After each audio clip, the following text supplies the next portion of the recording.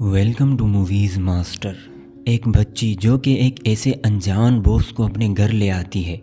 جس کے اندر ایک شیطان قید ہوتا ہے، اور پھر وہ بچی انجانے میں اس شیطان کو اس باکس میں سے آزاد کر دیتی ہے، اور پھر وہ شیطان اس لڑکی پر حاوی ہو جاتا ہے۔ فلم کے شروع میں ہم ایک عورت کو دیکھتے ہیں جس کے گھر میں ایک باکس ہوتا ہے، اور اس باکس پر ہیبرو زبان میں کچھ لکھا ہوتا ہے۔ تو اچانک اس باکس میں سے خوفناک آوازیں آنے لگتی ہیں، تو وہ عورت ہتھوڑا اٹھا کر اس باکس کو توڑنے کی کوشش کرتی ہے، تو اتنے میں اچانک اس عورت کا چہرہ بگڑنے لگتا ہے، اور وہ ہوا میں ادھر ادھر ٹکرانے لگتی ہے، جس کی وجہ سے اس کی ساری ہڈیاں ٹوٹ جاتی ہیں، اور وہ یہیں پر مر جاتی ہے۔ اور اسی دوران دروازے کے باہر ہم اس عورت کے بیٹے کو دیکھتے ہیں جو کہ گھر کی ڈور بیل بجا رہا ہوتا ہے، اور پھر اس کے بعد سین شفٹ ہوتا ہے، اور ہم کلائیڈ اور اس کی وائف اسٹیفنی کو دیکھتے ہیں جو کہ 3 مہینے پہلے ایک دوسرے سے ڈیورس لے چکے ہیں، اور اسٹیفنی کسی دوسرے آدمی کو ڈیٹ کر رہی ہوتی ہے۔ تو اس ویک اینڈ پر کلائیڈ اپنی اور اسٹیفنی کی دونوں بیٹیوں کو اپنے ساتھ اپنے گھر لے آتا ہے، اور ان کی بڑی بیٹی کا نام ہینا اور چھوٹی بیٹی کا نام ایملی ہے۔ اور پھر اگلے دن ہم دیکھتے ہیں کہ وہی آدمی جس کی ماں کو اس باکس نے مار دیا تھا، وہ آدمی اپنے گھر کی پرانی چیزیں بیچ رہا ہوتا ہے۔ تو یہاں پر ایملی کو وہی خطرناک باکس پسند آ جاتا ہے، تو کلائیڈ اس کے لیے یہ باکس خرید لیتا ہے، اور پھر رات کے وقت اچانک اس باکس میں سے آوازیں آنے لگتی ہیں، اور یہ آوازیں ایملی کو اپنی طرف اٹریکٹ کرنے لگتی ہیں۔ تو ایملی جب اس باکس کو کھولتی ہے تو اس کے اندر بہت ہی پرانا ایک دانت، ایک مری ہوئی مکڑی، ایک لکڑی کا گھوڑا اور ایک انگوٹھی ہوتی ہے، جسے ایملی اپنی انگلی میں پہن لیتی ہے، اور پھر وہ اس باکس کو اپنے سینے سے لگا کر سو جاتی ہے۔ اور اگلی صبح ایملی کافی عجیب بیہیو کرنے لگتی ہے، سب لوگوں سے دور اور اکیلے رہنے لگتی ہے، اور آج رات پھر سے اس باکس میں سے آوازیں آنے لگتی ہے، اور وہ باکس خود بخود کھلنے لگتا ہے۔ اور اگلے دن ہم دیکھتے ہیں کہ ایملی اس باکس کو عجیب طرح سے دیکھ رہی ہوتی ہے، اور اس کی ایک آنکھ بالکل وائٹ ہونے لگتی ہے۔ تو اتنے میں کلائیڈ اسے ناشتے کے لیے بلانے آتا ہے، اور ناشتے کے دوران ایملی بہت ہی اسٹرینج بیہیو کر رہی ہوتی ہے، اور پھر اچانک وہ اپنا آپا کھو بیٹھتی ہے اور کلائیڈ پر بری طرح سے حملہ کر دیتی ہے، اور ہوش آنے پر وہ کلائیڈ سے معافی مانگنے لگتی ہے۔ تو کلائیڈ اسے اپنے کمرے میں جانے کو کہتا ہے، اور اگلی رات ہینا دیکھتی ہے کہ بہت ساری مکڑیاں ایملی کے کمرے سے نکل رہی ہوتی ہیں، تو وہ چلا کر ڈیڈ کو بلاتی ہے، اور جب یہ لوگ ایملی کے کمرے کے اندر آتے ہیں تو یہاں پر پورا کمرہ مکڑیوں سے بھرا ہوتا ہے، اور ایملی اس باکس کو اپنی گود میں لیے بیٹھی ہوتی ہے۔ تو کلائیڈ ایملی کو اٹھا کر باہر لاتا ہے، اور پھر اگلے دن وہ پریس کنٹرول کو بلاتا ہے تاکہ کمرے کی صفائی ہو جائے۔ اور اس سب کے بعد کلائیڈ کو شک ہونے لگتا ہے کہ شاید اس باکس کے ساتھ کچھ نہ کچھ گڑبڑ تو ضرور ہے۔ تو اس لیے جب کلائیڈ رات کے وقت اس باکس کو چیک کرتا ہے تو اس میں جو چیزیں ہوتی ہیں وہ صرف ایک ہی طرف اشارہ کر رہی ہوتی ہیں کہ ضرور اس باکس کے ساتھ کوئی کالا جادو کیا گیا ہے۔ اور دوسری طرف ہم دیکھتے ہیں کہ ایملی کو اپنے منہ کے اندر کچھ محسوس ہوتا ہے، اور جب وہ چیک کرتی ہے تو اس کے منہ کے اندر کسی کی انگلیاں نظر آتی ہیں، جسے دیکھ کر ایملی بہت زیادہ ڈر جاتی ہے۔ اور اگلے دن ہم دیکھتے ہیں کہ اسکول میں ایک بچہ ایملی کا بیگ اٹھا کر اس میں سے باکس نکالنے کی کوشش کرتا ہے، تو ایملی بہت زیادہ وائلنٹ ہو جاتی ہے اور اس لڑکے پر زوردار تھپڑ برسانا شروع کر دیتی ہے۔ تو ٹیچرز ایملی کے موم ڈیڈ کو بلا کر اس کی کمپلین کرتے ہیں، اور ایملی کا باکس ٹیچرز ضبط کر کے اپنے پاس رکھ لیتی ہے۔ اور یہ سب دیکھ کر ایملی کی موم اسٹیفنی کو لگتا ہے کہ شاید کلائیڈ بچوں کا ٹھیک سے خیال نہیں رکھ رہا، جس کی وجہ سے ایملی ایسی حرکتیں کر رہی ہے۔ اور پھر رات کے وقت ہم دیکھتے ہیں کہ ایملی کی ٹیچر اپنے آفس میں کچھ کام کر رہی ہوتی ہے، تو اتنے میں وہ باکس اس ٹیچر کو بھی مار دیتا ہے، بالکل ویسے ہی جیسے اس نے اس بوڑھی عورت کو مارا تھا۔ اور اگلے دن ہم دیکھتے ہیں کہ ایملی کو اس بات سے کوئی بھی فرق نہیں پڑتا کہ اس کی ٹیچر کی موت ہو گئی ہے، اسے صرف اپنے باکس کی پڑی ہوتی ہے۔ تو وہ کلائیڈ کو کہتی ہے کہ مجھے میرا باکس لا کے دو۔ تو کلائیڈ اس سے پوچھتا ہے کہ وہ باکس تمہارے لیے اتنا ضروری کیوں ہے؟ تو ایملی کہتی ہے کہ اس کے اندر میری ایک دوست رہتی ہے،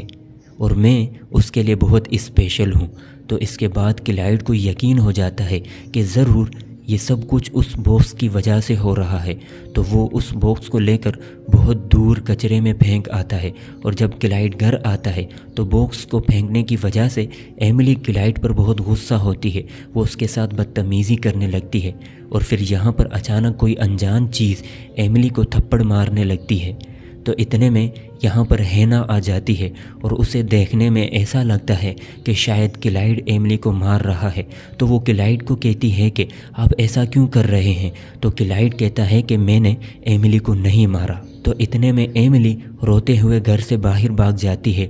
اور بھاگتے بھاگتے وہ اس باکس تک پہنچ جاتی ہے، اور پھر یہاں پر وہ باکس ایملی سے عجیب طرح سے باتیں کرنے لگتا ہے، اور ایملی کے منہ سے بہت سارے کیڑے نکلنے لگتے ہیں۔ تو اتنے میں یہاں پر کلائڈ آ جاتا ہے، اور ایملی بے ہوش ہو کر گر جاتی ہے۔ تو کلائڈ اسے اٹھا کر اپنے ساتھ لے جاتا ہے، اور اسٹیفنی بھی یہاں پر پہنچ جاتی ہے، اور اسے لگتا ہے کہ کلائڈ نے ایملی کو مارا ہے، جس کی وجہ سے ایملی کی یہ حالت ہوئی ہے۔ اور اگلے دن کورٹ کے فیصلے کے مطابق اب یہ بچے کلائڈ کے پاس نہیں رہیں گے، تو اسٹیفنی دونوں بچیوں کو اپنے گھر اپنے بوائے فرینڈ کے پاس لے آتی ہے، اور دوسری طرف کلائڈ اس باکس کو لے کر ایک پروفیسر کے پاس آتا ہے جو کہ ان چیزوں کے بارے میں جانتا ہے۔ تو پروفیسر بتاتا ہے کہ اس باکس کو ڈبک باکس کہا جاتا ہے، اور اس طرح کے باکس کو جوش لوگ بناتے ہیں تاکہ بری طاقتوں کو اس کے اندر قید کیا جائے، اور وہ لوگ کبھی بھی نہیں چاہیں گے کہ کوئی بھی اس باکس کو کھولے اور وہ شیطانی طاقت اس میں سے آزاد ہو جائے۔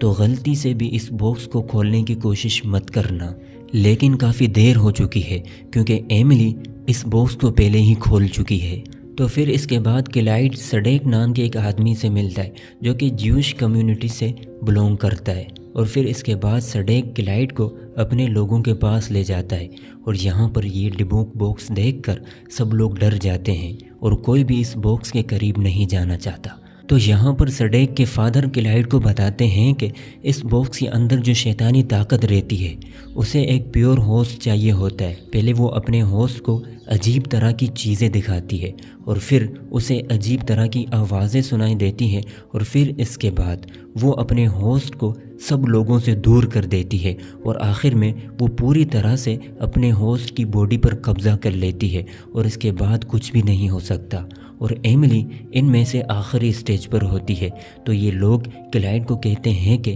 کہیں تم نے اس باکس کو کھولا تو نہیں ہے؟ تو کلائڈ کہتا ہے کہ میری بیٹی نے اس باکس کو کھولا ہے۔ تو کلائڈ ان لوگوں کے سامنے گڑ گڑاتا ہے اور کہتا ہے کہ پلیز آپ لوگ میری مدد کریں، میری بیٹی کو بچائیں۔ لیکن کوئی بھی کلائڈ کی مدد کرنے کے لیے تیار نہیں ہوتا، کیونکہ اس شیطانی طاقت کو دوبارہ باکس میں بند کرنے کے لیے اس کا نام لے کر اسے باکس میں جانے کا آرڈر دینا ہوگا، اور یہ سب کرتے ہوئے وہ شیطانی طاقت اس آرڈر دینے والے کی باڈی پر بھی قبضہ کر سکتی ہے، اس لیے کوئی بھی یہ کام نہیں کرنا چاہتا۔ پر کلائڈ ان لوگوں سے مدد کی بھیک مانگتا ہے کہ یہ لوگ اس کی بچی کی جان بچا لیں، لیکن کوئی بھی تیار نہیں ہوتا۔ تو کلائڈ مایوس ہو کر یہاں سے جانے لگتا ہے۔ تو اتنے میں سڈیک اس کے پیچھے آتا ہے اور وہ کہتا ہے کہ میں تمہاری مدد کروں گا، مجھے اپنی بچی کے پاس لے چلو۔ اور یہاں دوسری طرف ہم دیکھتے ہیں کہ ایملی بہت ہی عجیب بیہیو کر رہی ہوتی ہے، اور وہ عجیب خوفناک طریقے سے